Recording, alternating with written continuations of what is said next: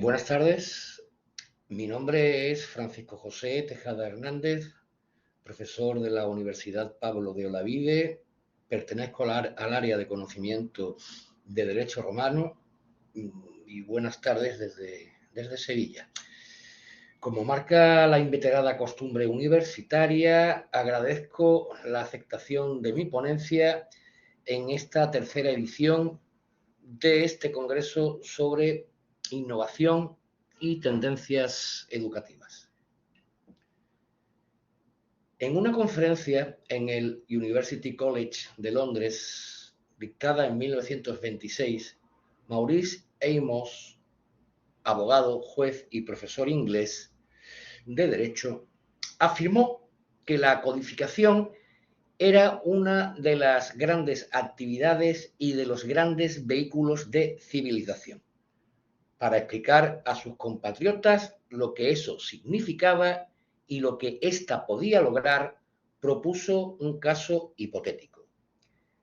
Imaginemos, dijo el profesor,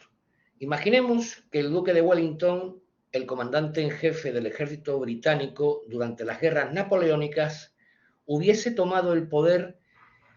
en Inglaterra a comienzos del siglo XIX.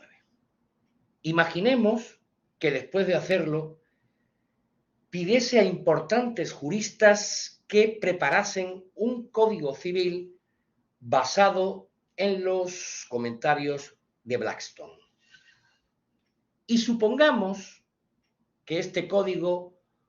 no tuviese absolutamente ninguna referencia a la religión o al feudalismo.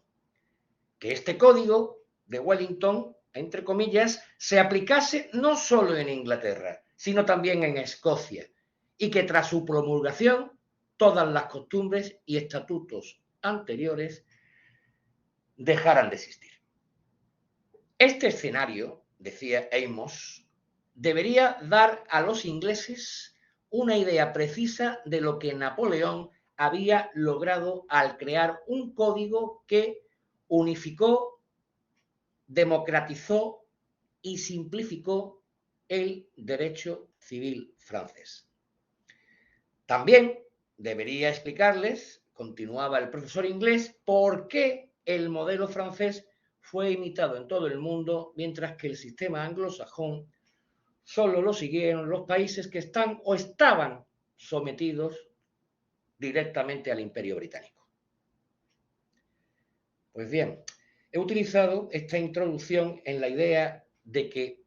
es plausible que la metodología que no considera la historicidad del derecho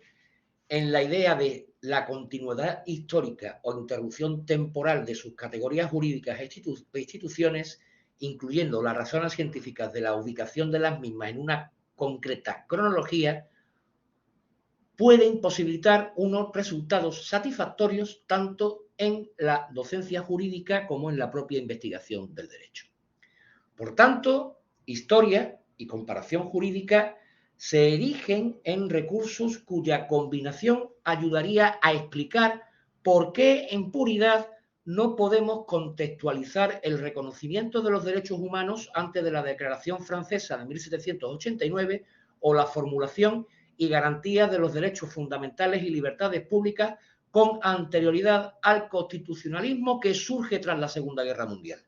Y sí, por el contrario, considerar, atendido el estado de las fuentes, una aproximación al régimen demanial del moderno derecho administrativo o a los controles del ejercicio del poder político en el mundo clásico. En otras palabras, la comparación jurídica supone cierta relación con la historia de las instituciones. Es más, el comparatista, en palabras de alguna voz cualificada, mira instintivamente con los ojos de un historiador y no solo al derecho extranjero, sino también al propio derecho.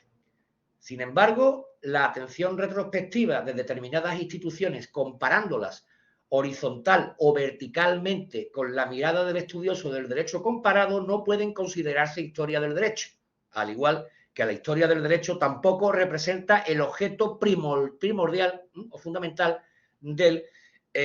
los estudios del comparatista. Sea como fuere, la metodología del derecho comparado en el ámbito del derecho privado hace años que consiguió imponerse en la investigación de los sistemas jurídicos y de sus conexiones entre sí. Consecuencia o no de los posicionamientos, por ejemplo, de Coxacker en su Europa y el derecho romano, el método histórico comparado goza de gran predicamento entre los autores, pero la doctrina incide en la precisa ligazón existente entre el método comparativo y la historia del derecho, habida cuenta del marcado carácter vertical de los estudios históricos y de la naturaleza horizontal que presenta la comparación entre sistemas jurídicos. En cuanto a la comparación entre sistemas jurídicos, la perspectiva horizontal y global de lo que se ha venido llamando nuevo ius comune pone el acento en el romanismo de vocación europeísta de Coxacker y Zimmermann, que caló hace años en el pensamiento de los juristas españoles. Entre nosotros, cristalizó, por poner un ejemplo, en una monografía titulada La tradición romanística en la cultura jurídica europea, en la cual Fernández Barreiro defiende la correspondencia dogmática de los valores romano-canónicos de la cultura del racionalismo jurídico con el acervo normativo de la llamada Europa de los Tratados. La identidad propuesta por el romanista español salva ya la barrera histórica y mental de la Revolución Francesa y sugiere, como lo hicieron después muchos autores, la existencia de un derecho común en Europa de raíz romanista, como puede ser el derecho comunitario. En esta idea, el derecho derivado del Tratado de Roma de 1954, el derecho constitutivo, el derecho del Tratado de la Comunidad Económica Europea, genera, o fue generando, mejor dicho, una clara aproximación normativa a través de los diferentes tratados constitutivos entre los derechos nacionales de los estados comunitarios y un nuevo ius comune, tanto en el ámbito del derecho público como en el ámbito del derecho privado. En la línea apuntada, el derecho contenido en las directivas comunitarias de recepción automática en los ordenamientos jurídicos internos de los Estados miembros de la Unión Europea contribuye desde los años 50 del siglo XX a la creación y consolidación de unos principios jurídicos de aplicación general de base romanista en la llamada Europa de los Tratados. Así es. El fenómeno de la creación europea y su primacía del derecho europeo basado en su legislación y su jurisprudencia, dando lugar a una especie de Estado federal compuesto por la Europa de los 27, se eleva en importante medida sobre los sistemas jurídicos nacionales surgidos tras la Revolución Francesa. Así, la construcción jurídica del Estado-nación y su idea de territorialismo de la ley se elevó en el 19 sobre ese derecho común de glosadores y comentaristas del derecho romano que permitía salvar, en importantísima medida, amplias diferencias en las prácticas jurídicas locales. En definitiva, los códigos del 19 sustituyen lo común por lo distinto,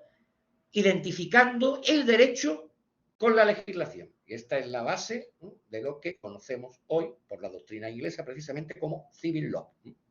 o el derecho de la Europa continental. Sin embargo, con el tiempo se ha sugerido que el deseo de una mayor colaboración entre los estados de Europa recordó un pasado unido, que les permitió remitirse a un periodo en que muchos europeos habían compartido no solo ese viejo ius comune de raíz romano-canónica, sino también religión, sino también el cristianismo y una creencia en la primacía del derecho natural. El derecho en puridad es una manifestación cultural, a pesar de las diferencias históricas y jurídicas. Por ello, La mayoría de los europeos están ahora de acuerdo respecto a los valores sustanciales y objetivos actuales de la vieja Europa. Un acuerdo que actúa fundamentalmente a nivel político, pero que necesita, evidentemente, de normas jurídicas, sin olvidar que la integración europea está fuertemente imbuida de consideraciones económicas y que la progresiva integración, bajo la batuta de un nuevo ius comune, que bien pudiera ser el de los tratados originarios y el propio derecho derivado de la Unión Europea, se había gestado antes de la Revolución del 19, antes de la mentalidad del Estado-nación y de su furor codificador. Así las cosas, tras los tratados de Roma de los años 50 del siglo pasado, del siglo XX, los países europeos convergieron en una progresiva y natural, pese a las idiosincrasias culturales y locales y las idiosincrasias legislativas. Se produjo una convergencia. Esta convergencia va produciéndose mientras que el Tribunal de Justicia Europeo sugiere, nombra, califica y reconoce los principios generales del derecho comunitario. Unos principios generales del derecho comunitario que a su vez los juristas tratan de identificar normalmente en sedes universitarias. Por ello, desde finales de los años 80 del siglo XX, el occidente europeo asiste a un ferviente debate sobre los principios del derecho privado común, que ha dado lugar a una doctrina privatística verdaderamente europea, más que nacional, a través precisamente del método del derecho comparado. Ahora bien, la exploración de un nuevo ius comune está lejos de erigirse en el único debate entre juristas, una circunstancia que sin duda hubiera allanado la cuestión, ya que junto al discurso jurídico de los principios de este nuevo derecho común se materializa otro sobre la armonización del derecho europeo, y muchos soñaron con la vigencia de un Código Civil Europeo como nuevo símbolo de la unidad e identidad europea. En cualquier caso, lo que se impulsó estrictamente en sede universitaria, ese proyecto de Código Civil Europeo, solo ha obtenido resultados tangibles en materia de responsabilidad extracontractual y en derecho de sucesiones.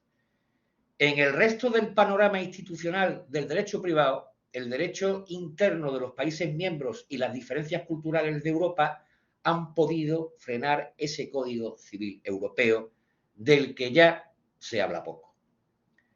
Por no hablar del relativamente reciente fenómeno del Brexit, por el que parece que Reino Unido y por tanto su tradición jurídica quisieran mantenerse definitivamente al margen del fenómeno de la convergencia y la armonización del derecho europeo. Aún así,